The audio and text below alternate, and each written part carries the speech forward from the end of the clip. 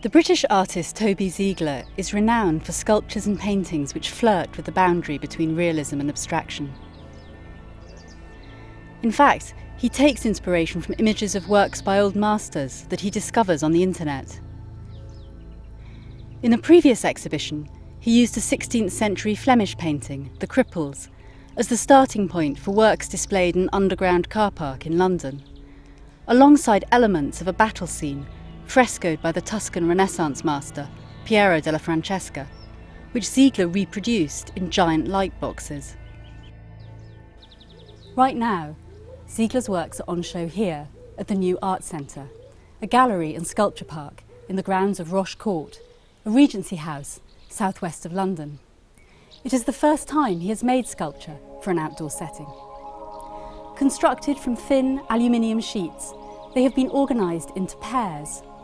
One is hollow, as if it has been inflated, while its opposite number is crumpled, as if it has been flattened by a giant hand.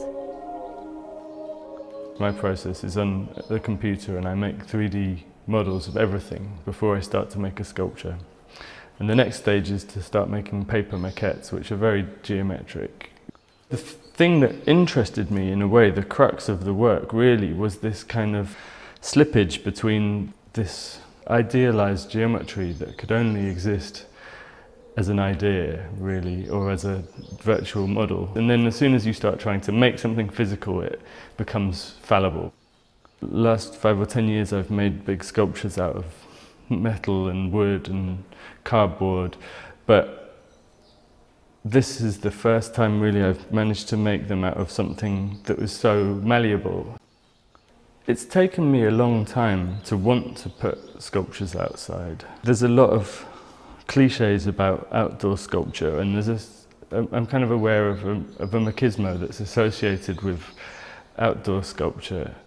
They're kind of large, monumental pieces of metal, and they have to withstand the elements. Technically, it was a real problem to actually make something that could do that, because I wanted it to have a sensitivity. They all sort of relate to the body in one way or another, trying to understand what our relationship with the body is now and how that's affected by digital technology. The fact that these things are made in virtual space before they're made in actual space is completely integral to them. At the same time, for me, it's crucial that things are made by hand and that there is room for spontaneity and there's room for kind of human error, because that's the interesting bit, really, I think. What we can offer an artist is this wonderful, unique, bucolic setting, but a gallery that explores this idea of inside and outside. You'll see the glass facade behind me, which acts almost in sort of theatrical terms like a fourth wall, so that an artist can experiment and play with this idea of the outside and the inside, which Toby has done rather spectacularly, but especially with these pairings of sculptures that he's made especially for this venue. Showing outside is harder, I always think. I mean, until I started working here, I hadn't quite realised the challenges of showing outside and the differences that it makes.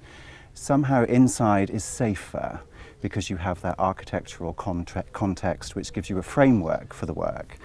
Outside, that framework is constantly changing. You're lining sculptures up with a tree or a horizon or a bush in the landscape that is constantly shifting due to the changing light, the changing weather conditions, the changing seasons.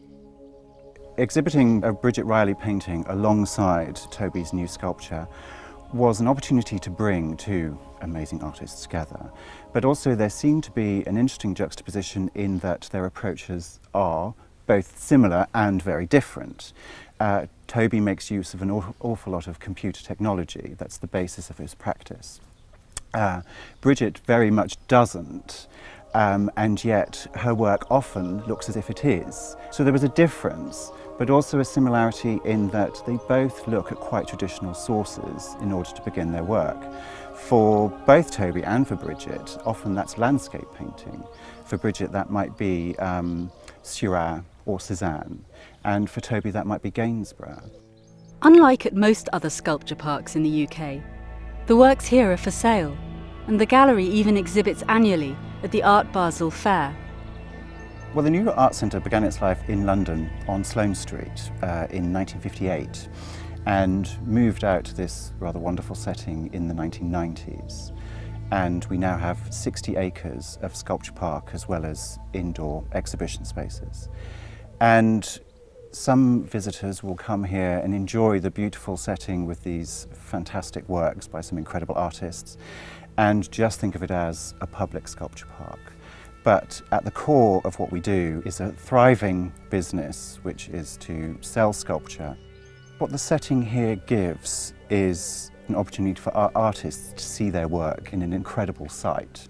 It's famous internationally, so clients will come from abroad especially, often before they even go into London. And that is as much for the setting as the works that they know that they'll see here. Ziegler's visions have travelled a long way from their digital origins to this idyllic pastoral setting.